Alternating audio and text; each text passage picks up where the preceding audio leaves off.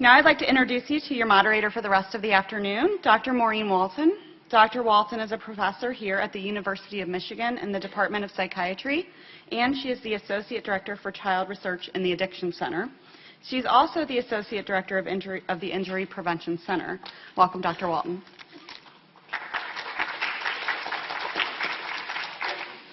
Thank you, Erin. I have the pleasure of moderating the rest of the sessions for our conference today, so if people can hang in there with us. I know it's late in the day and we've heard a lot of great talks and we have more to come. So first, I'm delighted to introduce Dr. Ann Coker.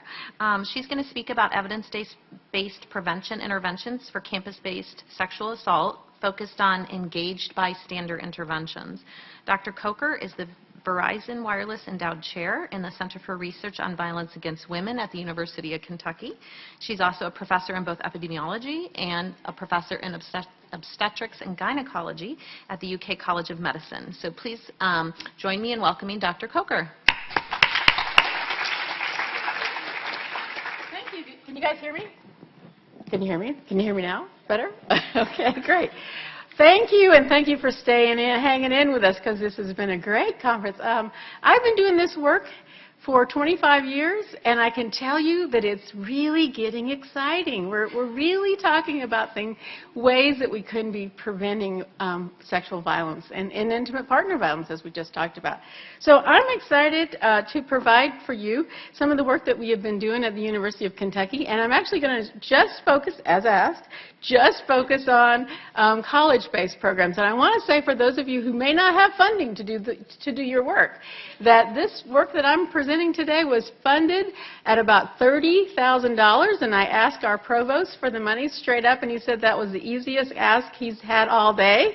So the reason that I'm saying this is that you can ask and you can receive. So don't be shy. If you've got a great idea, go for it. So it doesn't take as much as a federal grant, but it is helpful to have federal grants.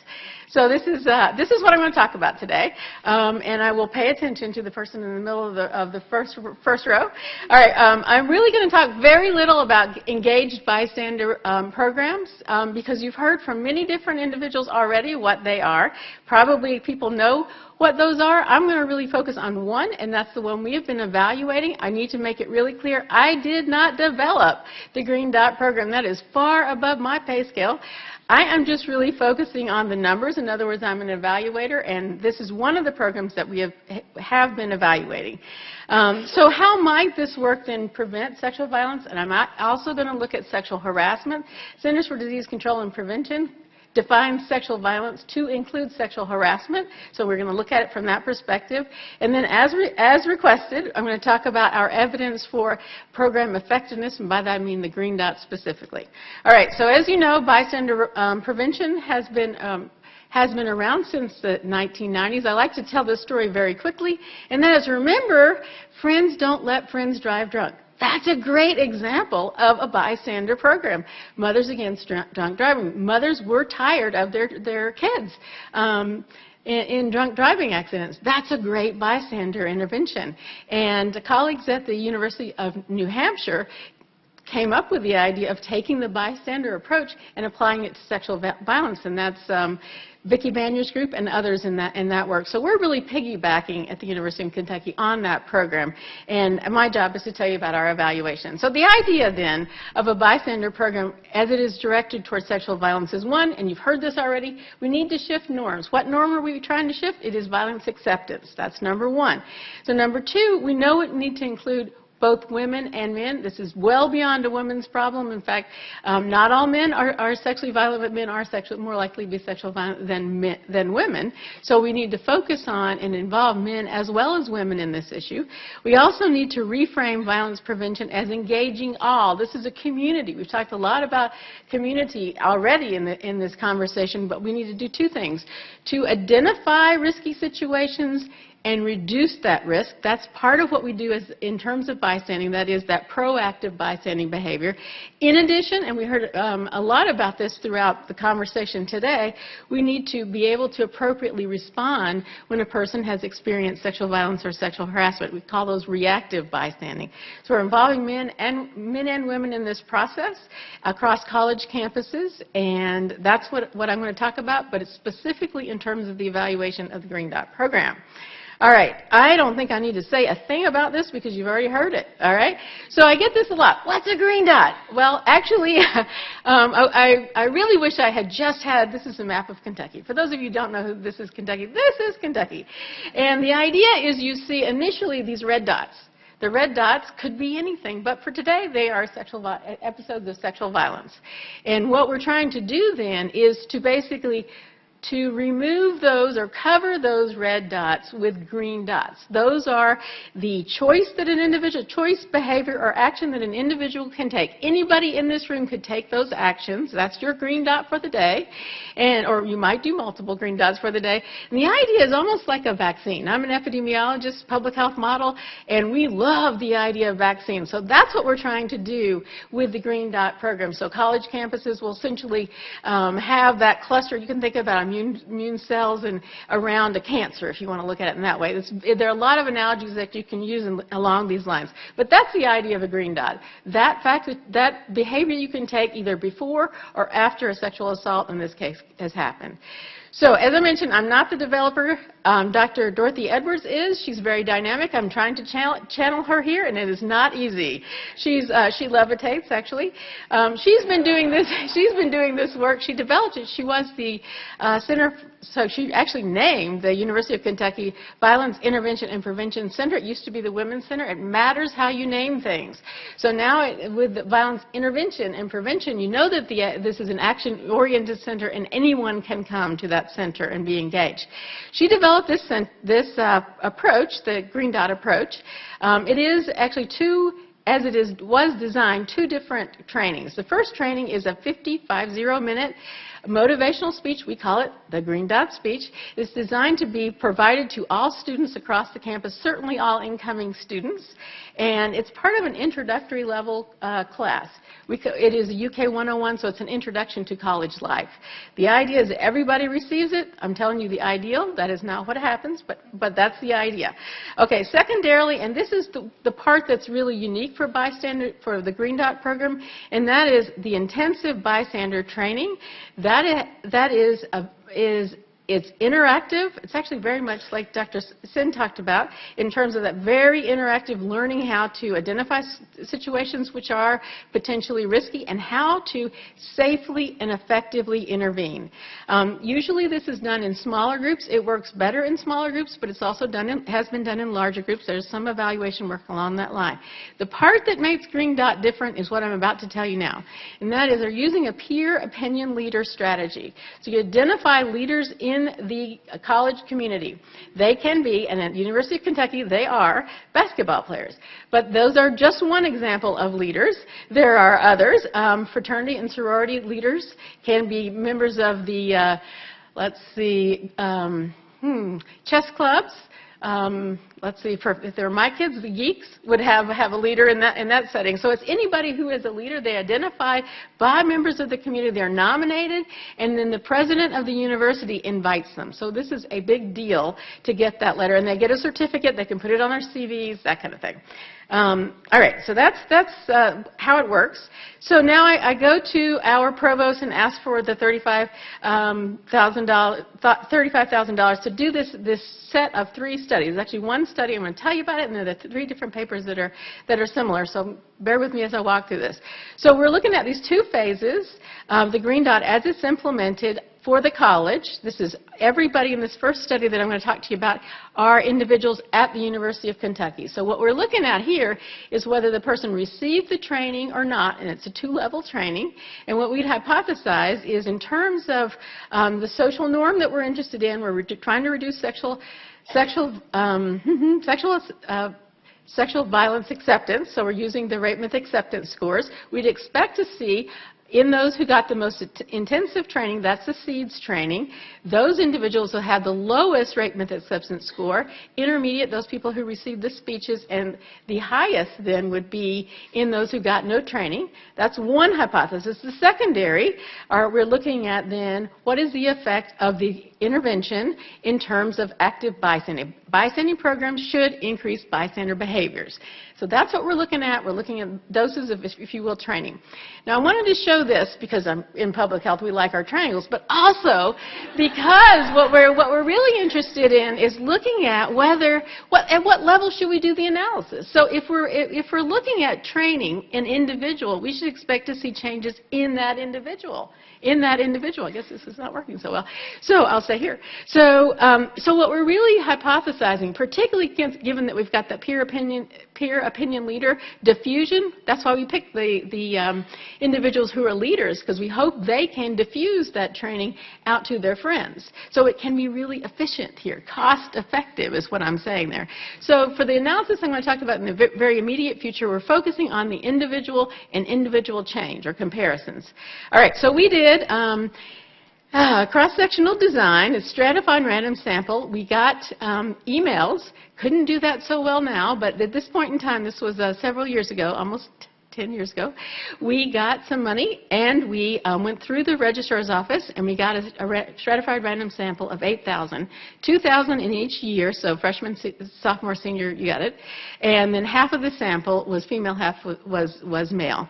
We then launched red cap surveys to those individuals through the university email. They also received a letter in advance to let them know this was coming. In the letter, we provided 2 $1 bills. Okay, why not 1 $2 bills? Because people think it's fake. There's research along this line. It's fascinating. There's a lot of work in that way. That, by the way, took all day to provide these $8,000 envelopes, 8,000 and 16,000. All right. So anyway, that we provided that in advance, so we didn't require them to take the survey to get the money. We also got emails from people telling us what they did with the $2 bills. I thought that was fascinating. All right. We also got a certificate of confidentiality from the National Institute of Child Health and Development. Why? Because we were asking questions about physical intimate partner violence or dating violence, as well as unwanted sex perpetration, as well as victimization. So we got that. We also had an institutional review board at the University of Kentucky and 2 other campuses. I'll tell you about that in just a second. We, like Liz Miller was talking about, we provided resources to all individuals independent of whether they scored or told us they were experiencing violence, with the context that this might be useful for you or for a friend or family member. All right. So our analytic sample was really about 1/3 of the individuals who provided usable data. So many of the individuals never got, we're using an email, so surprise, surprise, a lot of students do not look at their email. So this is not bad. Response rates have actually gotten worse in the past 10 years, just FYI. There are many different ways to approach students, and email is no longer really one of them. But at this point in time, we did the survey that worked reasonably well. So we're, again, comparing the different levels of training. So the SEEDS training is the intensive bystander relative to just hearing a speech. This is all based on self-report. And then the comparison group are training. We use Mancovo because we got correlated outcomes. And we have the co-part of that because there are covariates that we looked at. I should have also mentioned that there were differences in terms of who were responding. Females, not surprisingly, more likely to respond, as were freshmen and sorority and fraternity members. So we adjusted for those factors in the analysis. All right, here we go. So you're going to see several slides like this, so I'm going to talk you through this. Let's see if I can do this. Yes, I can. All right, so remember I said that we hoped that in terms of the rate method acceptance score, that's a measure of sexual violence acceptance, we would expect to see a reduction, meaning lower rates, lower scores in those individuals who were trained, got the in-depth training relative to the non-trained group, and the intermediate group would be those that got the speech alone. All right, so here we're just looking at the score, average score, and we see that there are differences in terms of the individuals that got the intensive training is lower there relative to the non-trained group. Intermediate, but these two, the speech alone and the SEEDS trained, were not different. Okay, so the intensive training was better than the no training. Okay, that's good news. What we would have loved to seen is that there would be an additional boost because it essentially is more expensive to do that smaller group. All right, then the other thing we looked at was active bystander. Again, bystander program, you'd expect to see increased bystanding. That is absolutely what we saw, and we saw it in what I would call a dose response. In other words, we saw more bystander behavior, significantly more active bystander behaviors in those who had the intensive, that is the SEEDS train, relative to the speech alone, relative to the no trained group. Okay, so that's number one. We're really seeing some what I would call intermediate effects. We'd really like to see a reduction in violence, and I would argue we really can't look at violence reduction in the individuals that are trained. We need to move on. And hope, yes, good. All right, so it's always good news that your slide is the one you think is next. So, yes. All right, so what I'm doing is now moving down essentially pyramid, because we think the better population to look at is that of what's going on at the community level. Community here is defined as at the college level. So we would expect then that the training that we're providing, remember that the intensive training is provided only to about 10%, 15% of the population, because we're counting on them to diffuse those actions out into the community. So the people who would be likely to benefit are not those people that got trained. So that's why we need to look at the community. Okay. Made that point, I hope. All right, so now I've got two different studies that were, two different publications. The first is different than the second in the following way. We're looking at the number of events that occurred. So we're basically comparing two different campuses, two sets of exposures. One is now we're moving to different campuses. So we're looking at the University of Kentucky, which had the Green Dot campus, Green Dot intervention. And then we're looking at two campuses that had no bystander training. Let me just say that because, thank goodness, of the Reauthorization of the Violence Against Women Act, we could not do this study now because all campuses need to have a bystander program. So that's really, really, really good news. We would hypothesize that if the program is working well, we should see lower violence rates on the intervention campus, meaning the bystander campus, relative to the two campuses that don't have that. We are looking at not just, yes, no, did you experience sexual violence or sexual harassment, but how many times? Okay? So you're going to see some numbers that look a little different. That's why I was talking about that. All right. We used the same methodology. We actually did this over a 4-year period. For the first study I'm going to talk about, we're just talking about the first year. Okay. All right. So I heard a question about how do we ask questions about sexual harassment and sexual violence. These are the questions, two of the questions that we ask. They are the first question we ask it as experience, or in other words, victimization. Second set of questions where we use the language of did you do this? In other words, use. Another way to say that is perpetration. We did not use the language of victimization or perpetration. We are interested in what I'll call drug or alcohol facilitated, not incapacitated, but facilitated sexual assault. So we asked, were you too drunk or high on drugs to stop them? And then the second set of questions were along the lines of either threatened or threatened to use or physically forced sex. So those are the two sexual violence questions from the perspective of using and experiencing. At the bottom of the slide, I show you the number of categories so that we are actually looking at differences here. All right, we have a bunch of confounders. You're just going to trust me. We looked at an analysis to identify the confounders. We're using, again, Mankova. Difference here is that we're looking at the number of violent events. We would expect to see fewer violent events in the intervention relative to the control. Okay. All right. Now, this is a lot on this slide, so I wanted to call your attention. We're going to the bottom of the slide where it says perpetration. Again, that's the used questions. We would expect to see then in the intervention, we would hope to see lower rates of perpetration in the intervention category relative to the comparison group. We did not see that. We did not see that. We did see a reduction in the intervention relative to the control with regard to victimization. And that was true, but at 0.03 level. So it was, and I want to make it a point here. We saw 4 fewer sexual assaults in the intervention relative to the control average number. So not strong evidence here of a real difference here. This is 1 year's worth of data, okay? I want to move now to, let me just say this. The rates of, you can certainly see the rates of sexual violence perpetration are pretty low, so we're not well powered is what I'm saying to look at this. So we move to sexual harassment and stalking. We combine those for this analysis, and again we're looking at the counts, the number of events. So we'd again expect to see lower rates of sexual harassment in the intervention relative to the comparison. I'm going to go down here to sexual harassment perpetration, and we see a difference of 9 fewer events in the intervention relative to the control because we have higher numbers here. That is statistically significant. It's statistically significant in terms of using or perpetration in males, no difference in females. And we also see a reduction in victimization in the intervention relative to the controls in males and females. This is sexual harassment, which is a form of sexual violence. Okay? All right. Now, in my world, if you don't publish it, it doesn't count. So this is my information to provide you that we did publish this. Oops. All right, so good. The difference between this analysis and the other analysis is we're focusing on freshmen. We've got plenty of information that freshmen are at higher risk. And we're also using 4 years' worth of data. Okay?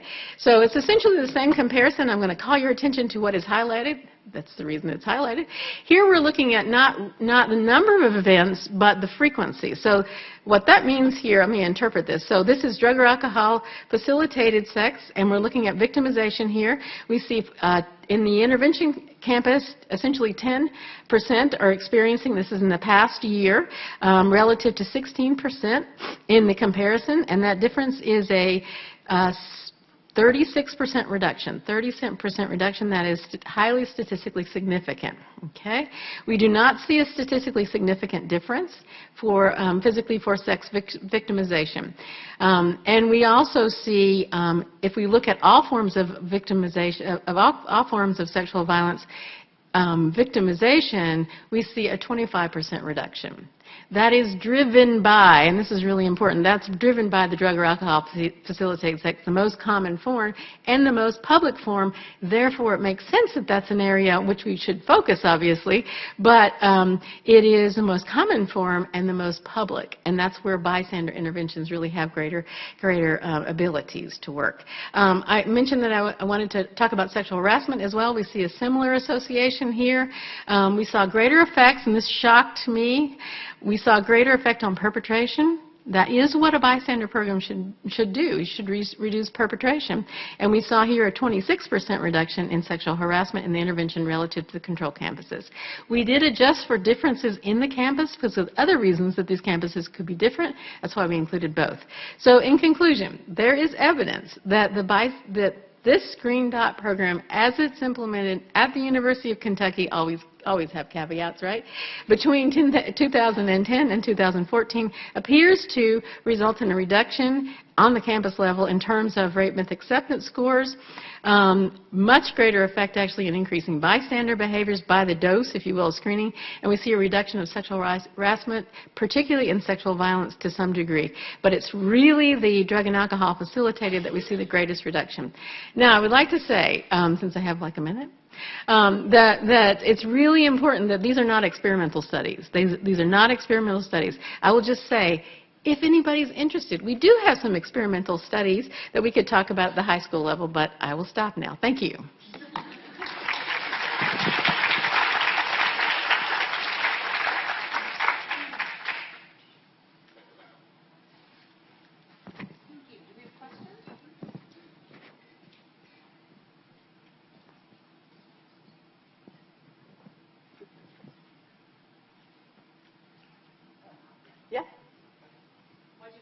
All right, thank you. All right. So we did this huge study that I would never do again on my own. Let me just say this. So this is a randomized, cluster-based randomized trial. Dr. DeGue was involved in this from the CDC side of things. I'll cut to the chase. We're using a very similar approach. Can you guys hear me? Very similar approach in terms of we are randomizing at the school level. We had 26 schools. The 26 schools are randomized, so we had 13 intervention, 13 control. We then followed the schools every year for 5 years. That means we went to all 26 schools every year and collected data. We had over 100,000 surveys. in my office still. Okay, so what we'd expect is we would expect to see in the intervention school, which is the green line, we would expect over time, here's an important word, over time, not immediately, but over time, we'd expect to see a reduction in the rates of sexual violence perpetration, as well as victimization and sexual harassment, and that is what we saw relative to the control group. And it's so important to have a control group, and it's so important to be able to go 5 years, because we did not see this until the 4th and the 5th year, and most studies only go 3 years. So you've got a lot to do here to change culture. Dr. Miller alluded to this. Where'd you go? In terms of, thank you, it takes time to see this kind of change. Unfortunately, we'd like to see it instantaneously, but that is not what we see. And we saw, so this is the results for drug or alcohol facilitated sex, much stronger than basically just the combination of those. Thank you for asking that question.